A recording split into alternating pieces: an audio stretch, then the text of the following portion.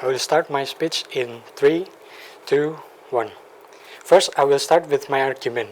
The first argument is this kind of requirement is not suitable for a developing and poor country, because as we know that in that kind of country, which is a developing and poor country, education or even social gap is really exists and it's separated far away.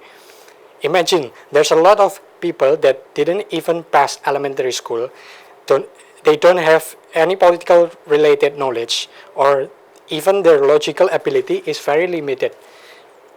And the Prime Minister proposed to educate them, but for the house it will require a lot of expenses for travel, paying the educators itself, and then who's gonna do it? Because are they really gonna be committed to educate those people? Because I don't think so. If you start by financing this program to educate them, the money you put in from the start is already in a risk to be corrupted. The fact that not every or even none country in this world is pure from corruption. Let's take an example from social assistance in Indonesia that had been corrupted by the Minister of Social. It's even an aid for humanity, for people in need in this crisis era, and they have the heart to corrupt it. Moreover, this is just for educating people with the knowledge that is not going to be useful for their life, because it's just for a test to get a good score and they steal for whoever they please. In fact, we cannot predict the future, but the politician is full of hypocrisy, which we still don't know. Either they will really commit it or not, or they just making persona at the from the start. They had not been elected yet. The second argument is before this test is required or may be implemented, people's participation in voting is already low. So we think that this kind of test just making them to be more sure to do an abstain. Because in order to do the test first, you need to make a time to do it. People who's not in a favor to vote already, they just gonna skip it because they think it's just gonna be a waste of time. And then, are you really capable to hold a test for a massive amount of people in the same time? The question is, can you guarantee that this test is gonna be run smoothly? And the third argument is another reason that this test is not suitable for any age range of people, especially the old one, because they lack of energy already because they're old. Even just for moving their body, they don't have that energy or they will.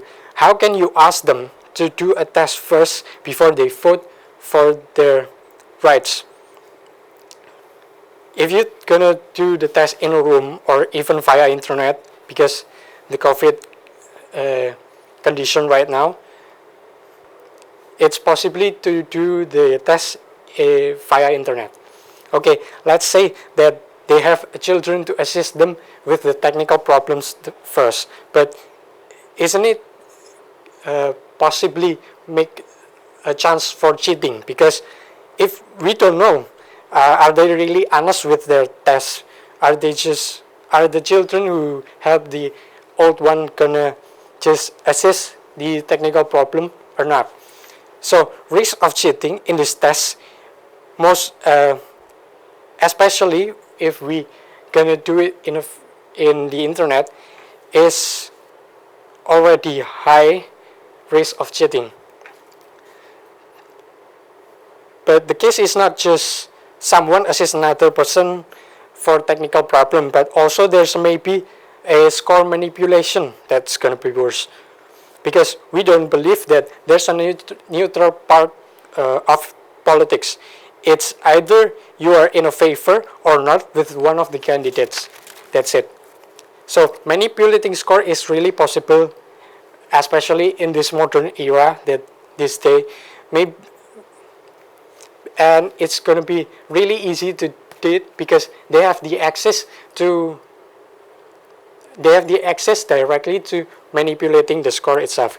And the fourth argument is, it's not, as you said, that you compare this kind of test with driver license tests, which the goal is by not harming other people.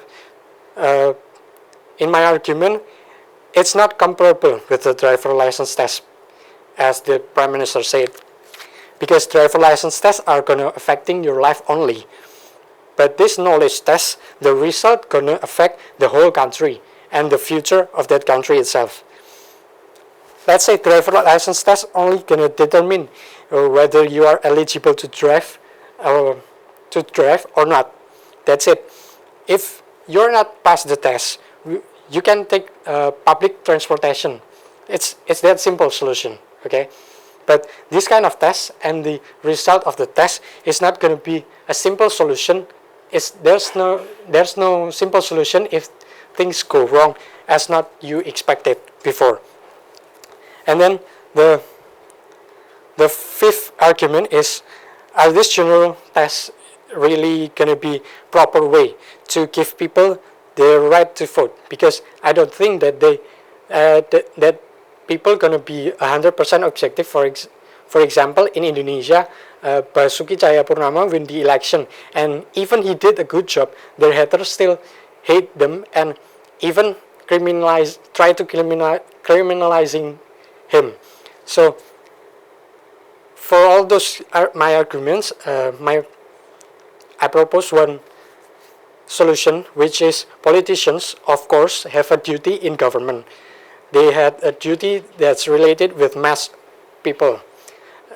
For example, taking care of administrating country, managing country monetary, and etc. So the one who should be tested is the politician itself. It's going to be a complex test which consists IQ test, EQ test, psychological test, and their knowledge of things that related to their department. Because if they know what they do, I believe that's better than only knowledgeable people that's gonna vote. Because we still don't know that the politician itself is or know about their duty itself. And also, it's cheaper than educating the entire country for just passing a test with limited time preparation. Because, for example, we have been deceived, as Indonesians have been deceived by people that pretending to be genius, but actually they are not. And that's all for me. I proudly to propose. Thank you.